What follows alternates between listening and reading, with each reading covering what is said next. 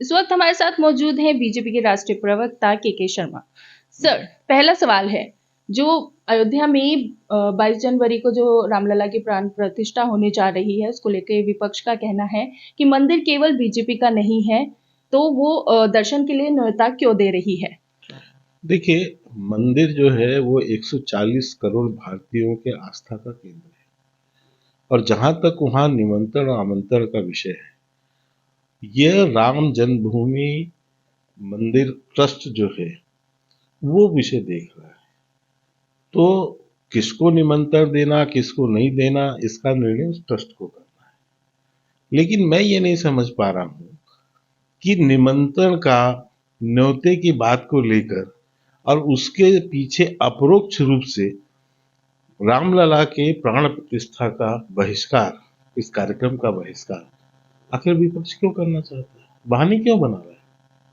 वो स्पष्ट करे ना कि उन्हें जाना है नहीं जाना है। वो भी मंदिर में किसी के निमंत्रण की जरूरत नहीं है। मंदिर तो आस्था का केंद्र है, कोई भी जा सकता है, जाना चाहिए। इससे देखिए दो बात स्पष्ट है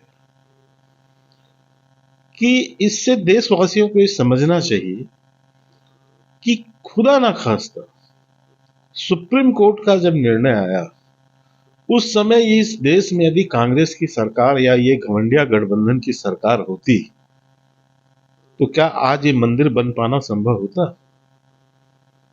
पहले दिन से ही, जब से निर्णय आया, तब से किसी न किसी बहाने से इस मंदिर निर्माण का विरोध विपक्ष की पार्टियों ने किया। शिलान्यास के समय आप देखिए, मुहूर्त को लेकर प्रश्न उठाया, फिर चंदे की घोटाले की बात करके किसी तरह काम रोकने का कोई प्रयास किया गया। फिर अब जब उसका लोकार्पण, प्राण प्रतिष्ठा का कार्यक्रम हो रहा है, तो न्योते का बहाना बना के उसका बहिष्कार किया जा रहा है। इसके पहले तो कितने विरोध हुए 70 साल तक, उसको भी देश ने देखा।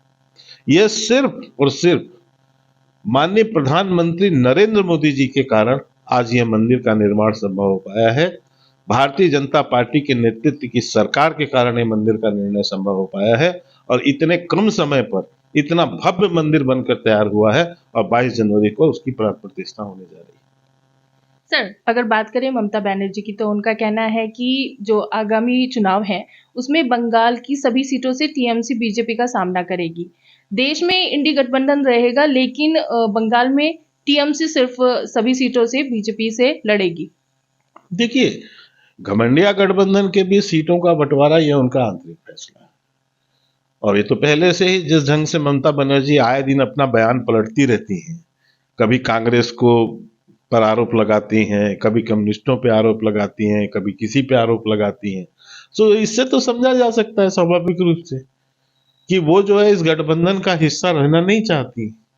अब वो बहाने बना रही हैं, अलग अलग बयान कर रही हैं, कभी कहते हैं कि हम साथ मिलकर लड़ेंगे, कभी ऐसे लेकिन वो कुछ भी करें, 2024 में भारतीय जनता पार्टी माननीय प्रधानमंत्री श्री नरेंद्र मोदी जी के नेतृत्व में भारतीय जनता पार्टी प्रचंड बहुमत के साथ पुनः एक बार अपनी जीत सुनिश्चित करते हुए केंद्र में सरकार बनाने जा रही है, और ऐतिहासिक जो है वो परिणाम जो है सामने आएंगे। सर, बात करें अगर जेडीयू की, तो यहाँ पे जो लल्लन सिंह है, उन्होंने इस्तीफा दे दिया है और नीतीश कुमार को अध्यक्ष बनाया गया है। उनके कहने में आ रहा है कि जो लल्लन सिंह है वो लालू प्रसाद यादव के करीबी थे, इसलिए उन्हें हटा दिया गया है। देखिए, कौन करीबी है कौन नजदीक है, इस पर मैं तो कोई टिप्पणी नहीं कर सकता। ये जेडीयू का आंतरिक मसला है, और आरजेडी का उनके साथ गठबंधन है, उनके आपस का विषय है, कौन किसके नजदीकी कौन किसके दूरी। लेकिन मैं निश्चित तौर से कह सकता हूं कि 2024 का जो चुनाव, भारतीय जनता पार्टी प्रचंड बहुमत के साथ ऐतिहासिक जीत की ओर अग्रसर है, और कहीं कोई स्थान किसी के लिए खाली नहीं। सर, सुनने में आ रहा है कि जो नीतीश कुमार हैं वो इंडी गठबंधन से खुश नहीं है, जो उन्हें चाहिए वो उन्हें यहाँ नहीं मिल रहा है, तो कयास लगाए जा रहे हैं कि बीजेपी से शायद उनके कनेक्शन बन जाए। नहीं, ऐसा अभी कोई विषय नहीं है, ना कोई संभावना है। मैं पहले से एक लाइन कहता आ रहा हूं कि 2023-24 का सबसे बड़ा यदि कोई मजाक है तो घमंडिया गठबंधन, और यदि उसके कोई हास्य कलाकार हैं तो वो नीतीश कुमार है। तो ये थे हमारे साथ बीजेपी के राष्ट्रीय प्रवक्ता के शर्मा। मीनाक्षी श्रीहान, सुदर्शन न्यूज।